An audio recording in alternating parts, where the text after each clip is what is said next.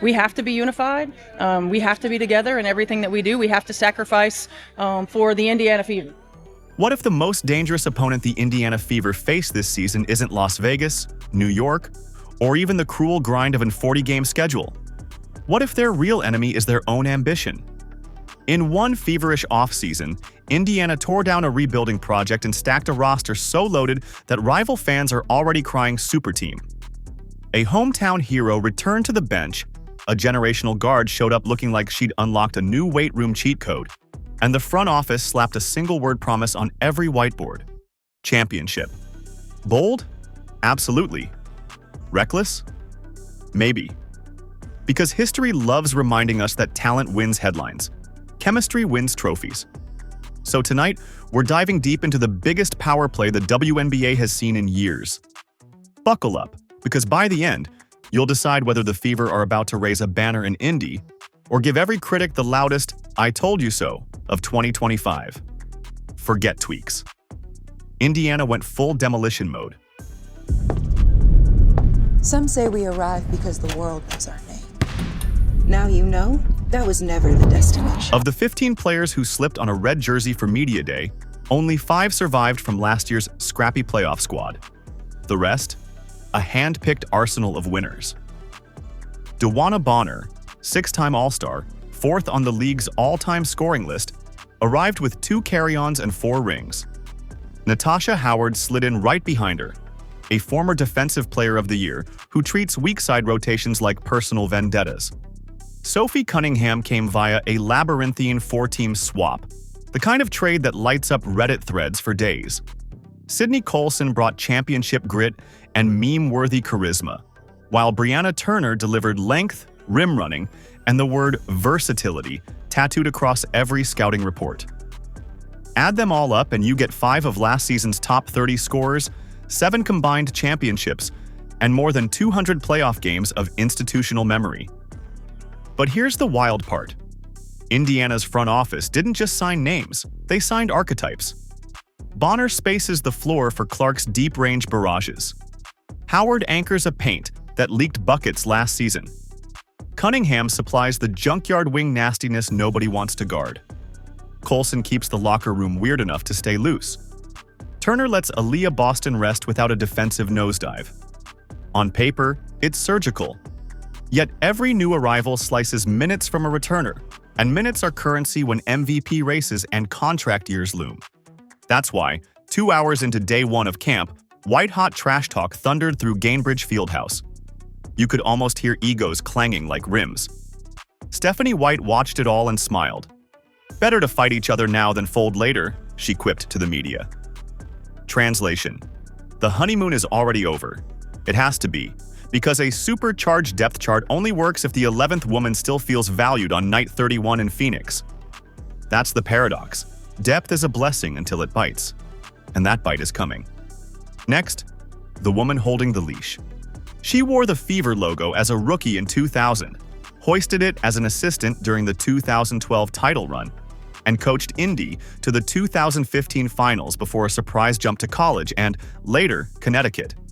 Now Stephanie White is back where her basketball DNA began, and she's making zero effort to downplay expectations. "Deepest team I've ever coached," she told reporters before someone could even ask.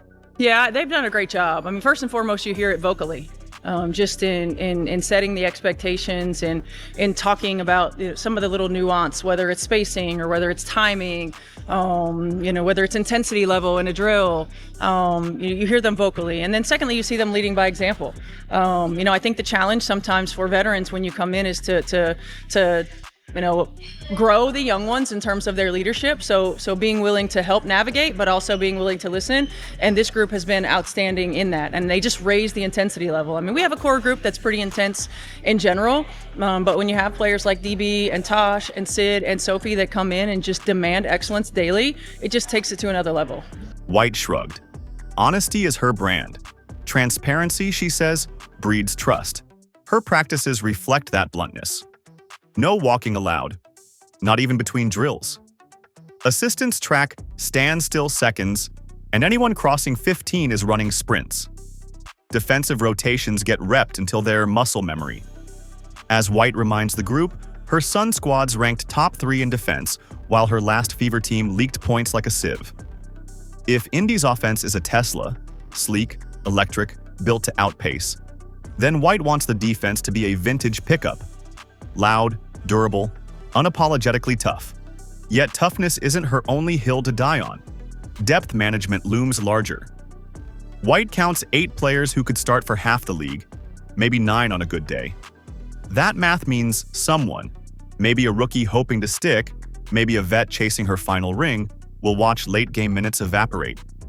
White addresses it head-on.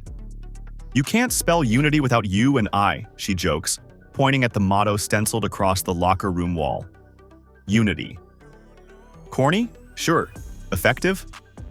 Early returns say yes.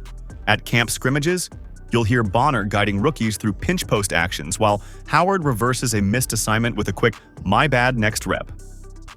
Accountability is culture, and culture is currency. Still, coaches don't score points. Players do. That brings us to the gravitational force warping every WNBA headline. A 23-year-old with end-of-quarter range and a bank account that already dwarfs her salary. On May 1st, a single Fever tweet detonated across X, a side-by-side photo of Caitlin Clark, rookie versus year 2. The new version? Broader shoulders, serrated triceps, a core that could anchor a drawbridge. Replies ranged from "damn girl, MVP loading" to "y'all in trouble," racking up 2 million impressions before lunch. Clark confirmed she'd spent 6 weeks of December living in the weight room, chasing balance, time under tension, and core stability. Coach White's buzzwords for staying upright against bigger, older guards. Stats already paint her as a generational creator. League-leading assists, 22 points per night, 4th in MVP voting as a rookie. Now Vegas sportsbooks list her at plus 200 to snatch the trophy outright. But star power comes with side quests, and Clark's offseason produced a juicy one. She reportedly turned down a $1 million guaranteed deal, plus equity, from the fledgling unrivaled 3x3 league, opting instead for rest and Fever workouts. The hot take carousel spun madly. Was she protecting her body? Or leaving money on the table no WNBA contract could match? White's public stance. Smart decision. Rings outlive short-term checks. Hard to argue, but it also piles pressure onto the ring part of that equation. Opponents study Clark's tendencies like a final exam cram. The scouting report reads, "Pick her up at 28 feet, disrupt vision, make somebody else beat you." Indiana's counterpunch? Surround her with shooters and bigs who feast on her gravity. That's the blueprint. But blueprints tear when storms hit. One ankle tweak, one shooting slump, one Twitter storm about her endorsements overshadowing vets, and the conversation flips. As Clark herself quipped, "Hype is helium, cool until it leaks." Her mission: keep the tank sealed and the ball humming, night after highlight reel. DeWanna Bonner crossed 7,000 career points last season, but her truest value is invisible. An encyclopedia of playoff solutions memorized over 15 years. Natasha Howard owns 3 rings and once averaged 2.2 blocks while switching 1 through 5. Add Sophie Cunningham's snarl, Sydney Colson's comedic timing that breaks post-loss tension, and Brianna Turner's rim running, and you've got an elder council equipped for every crisis. Fans talk spacing and defensive rating. Vets talk laundry and loneliness. They call rookies after bad games, slide meal prep advice, teach them how to mute Instagram comments without nuking engagement. That glue mattered in Connecticut, in Seattle, in Phoenix. It'll matter more here, where half the roster has never played alongside an MVP candidate and the other half has never played a possession with each other. Bonner has already weaponized the group chat. Nightly, she shoots out clips of opposing set plays with the caption, "What's our counter?" Howard drops weight room selfies at 6 a.m., daring rookies to match her timestamp. Cunningham organizes bowling nights. Trash talk required. Culture isn't a slogan, it's repetition. But repetition gets boring unless someone stirs the pot. Which is why, after a scrimmage where Clark rattled off 4 straight logo threes, Colson stepped in. "That's cute, Rook. Do it when Aja's guarding you." Laughter first, competitive ignition second. Exactly the balance White needs. Unity sounds poetic until it steals your minutes. Lexi Hull learned that on day 3, when Cunningham drilled 4 threes in 6 possessions and coaches shifted the wing rotation mid-scrimmage. Hull fired back the next morning, diving for loose balls, picking Clark full court. The gym buzzed. White paused practice, pointed at the wall. Be a star in your role. Hull nodded, but the message was for everyone. Behind closed doors, the staff tracks a metric called grudge hours, time a player spends visibly frustrated after a substitution or coaching correction. Anything over 2, sports psychologists intervene. It's preventative medicine for a disease called resentment. And resentment is fatal to super teams. White also instituted no star days. Once a week, scrimmages begin with rookies and bench vets as captains. Starters sit. If the underdogs win, they earn a reward of choice: extra massage time, off-day film swapping. In week 1, the reserves shocked the starters by 5 points. The celebration was raucous, the message louder. Every jersey matters. To jam so much veteran money under the cap, Indiana bought out Katie Lou Samuelson's protected deal and nudged contracts into creative structures. 1-year prove-it packs stacked on top of rookie-scale bargains. That left room for only 11 guaranteed spots. Cue the outrage. Samuelson's agent called it short-sighted. Rival execs whispered tampering accusations. On social, the phrase "paper contenders" trended for 24 hours. White's response: paper doesn't play. Sharp, but the numbers still bite. 1 injury forces hardship contracts, shuffling rotations mid-season. Outside noise snowballed. Pundits argued Clark's Nike endorsements, dwarfing veteran salaries, would fracture chemistry. Others said the Fever's WNBA super team is laughable until they prove anything.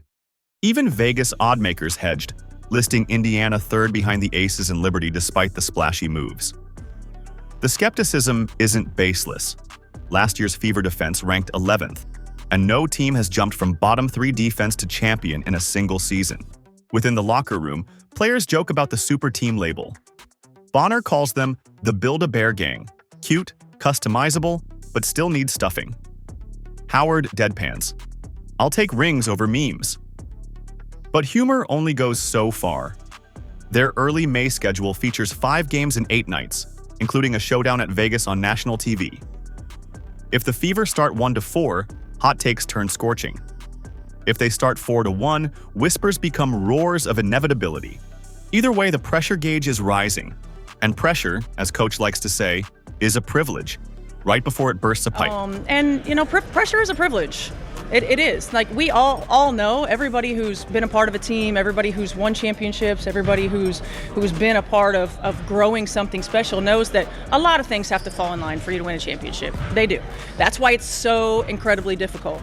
But we're not shying away from the fact that we want to win a championship, that we want to position ourselves every single day to win a championship. Defense, schedule, age, and luck. The 4 horsemen stalking every contender. White's priority list begins with the stop side.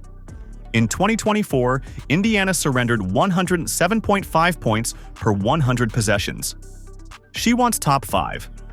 That means cutting opponent transition by 4 points nightly, shaving pick-and-roll points per possession from 0.91 to 0.83, and turning Clark from merely pesky into genuinely pesky at the point of attack. Analysts call it optimistic. White calls it non-negotiable. The Fever launch against Chicago, travel to Vegas, host New York, then hit Atlanta and Washington, all before Memorial Day. That's cross-country miles stacked on emotional roller coasters. Championship teams stack wins early. Pretenders blame still gelling. Finally, luck. That cruel intangible. One rogue ankle twist, an ill-timed slump, a viral locker room quote stripped of context, and Dynasty's detour. The Fever flout luck with preparation, sleep trackers, personalized nutrition, mental skills sessions. But the basketball gods roll dice for a living. So the path is narrow. Yet narrow paths lead to summits if you keep footing. That brings us to the stakes outside Indiana, the W brand itself. Last year, the WNBA posted its best TV numbers in 2 decades. Economists credit Clark alone for at least $40 million in new revenue streams. The Fever's ticket demand forced arena renovations and bumped a dozen road games into bigger venues. A title run would detonate every growth metric: broadcast rights, expansion momentum, youth league registrations. In short, a small market super team backed by a rookie-scale superstar could rewrite how franchises chase success in women's sports. On the flip side, a spectacular implosion, say early playoff exit plus high-profile locker room drama, would hand skeptics a ready-made narrative. See? Super teams don't work. Hype doesn't equal hoops. Sponsors sniff risk like sharks smell blood. Momentum stalls. That's why league brass watches Indy with both pom-poms and prayer beads. And for Clark, a ring cements her generational tag, unlocking sneaker line priority status and obliterating salary gap arguments.